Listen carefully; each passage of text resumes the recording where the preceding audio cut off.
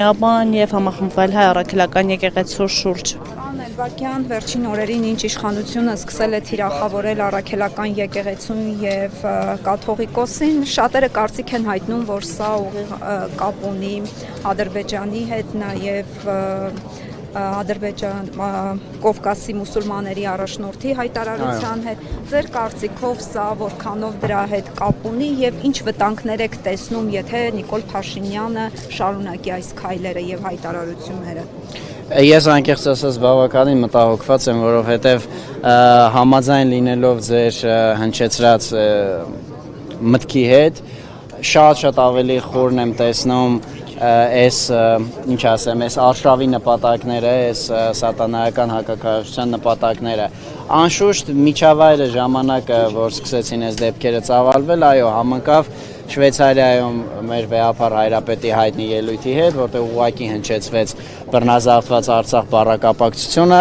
այնուհետև պատասխան Ադրբեջանից, նույն պատասխանը այստեղ, ես ասում եմ Փաշազադեն եւ նրա ճակերտավոր հայ ազգանվանակիցը, սինխրոն նույն պատասխանները, տարատեսակ այլ լնգուլավասներ անունները չտամ։ Սա այն, ասենց ասած, օպերատիվ վիճակն է, որ տեսանելի է, բայց ես ավելի խորքային, ավելի հեռուն գնացող վտանգներ եմ տեսնում այն մասշտաբները, որով այս գործողությունը, այս օպերացիան իրականացվում է, սա համեմատության եզր չունի նույնիսկ 2018-ին տեղի ունեցած հակաեկեղեցական արշավի հետ։ Երեք շատ ծանր դրանք կադրեր էին Վեհարանի պղծում, կաթողիկոսին, այսինքն հրմշտել, հետո նույնը անցած տարի Սարդարապատում, բայց էլի եմ ասում, այո, վիզուալ առումով դրանք բավականին ծանր էին, հիմա նման տեսարաններ չկա, թվում է ստատուսներ են, բայց այս արշավը ես կրկնում եմ շատ ավելի վտանգավոր եւ աննախադեպ եմ համարում իր հետապնդած նպատակների մեջ, ասեմ ինչ նկատի ունեմ։ Իմ կարծիքով իշխանությունների կողմից նպատակադրված իրենց ընկալմամբ իրենց բառապաշարն եմ օգտագործում, քաղաքականապես ոչնչացնել եկեղեցին կամ զարթման միջոցով, այսինքն ուղղակի փոխվում է վեհապար հայրապետը եւ հետո ամբողջ այդ նվիրապետական բանով աստիճանակարգով վերից վար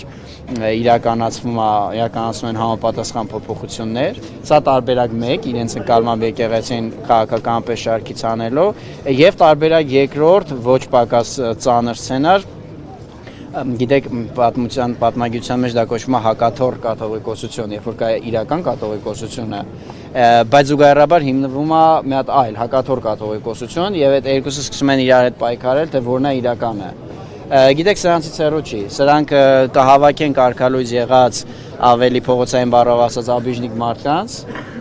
այդ բառը հանգիստ օգտագործում, որտեղ եթե կարգալույծ արված է որևէ, այսինքն մեր եկեղեցու հետ առնչություն չունի, կհավաքեն կասեն սա է նոր գերագույն հոգևոր խորհուրդը, սա է նոր եպիսկոպոսած դասը եւ ըստ եկեղեցական կանոնի իրենք իրավասու են ընտրել եպիսկոպոսապետի, կաթողիկոս նշանակում է եպիսկոպոսապետ։ Եվ հայտնի թեմա անունը, եթե չտամ էլ դուք հասկանաք որ թեմը նկատի ունեմ, հայտնի թեմն էլ մի հատ եկեղեցի կհատկացնի,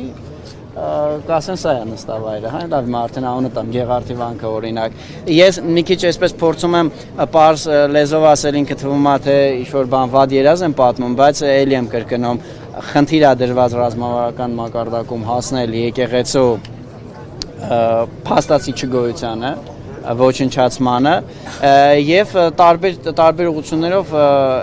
այդ գործը առաջ է տարվում։ Եթե անգամ գերագույն նպատակին չհասնեն, կա նվազագույն նպատակ, այնպիսի անդառնալի հարված հասցնել եկեղեցու վարկանիշին, մոլորեցնել, գայթակղեցնել հավատացյալներին հոտը ցակուցրիվ անել, որից մենք գիտեք տասնամյակներով ոնց որ սովետական բանը անաստվածության շրջանի հետևանքները մինչև օրս հաղթահարում ենք, այդպես տասնամյակներով մենք դինգնենք, հետո դա հաղթահարենք։ Պարոն Էլբակյան, եթե կարելի է կարճ նաև արտաքին վտանգներից, հա, մենք այսօր տեսնում ենք սադրանքները ադրբեջանական կողմից Սյունիքի մարզում, եթե իսկապես խժդժությունները այսպես շարունակվեն, հա, Ես կնայեք ներողություն եմ խնդրում, եթե ձեր գործընկերները այսօրվա թեմայի հետ կապված, որ ճեպազրույց չդառնա, էլի,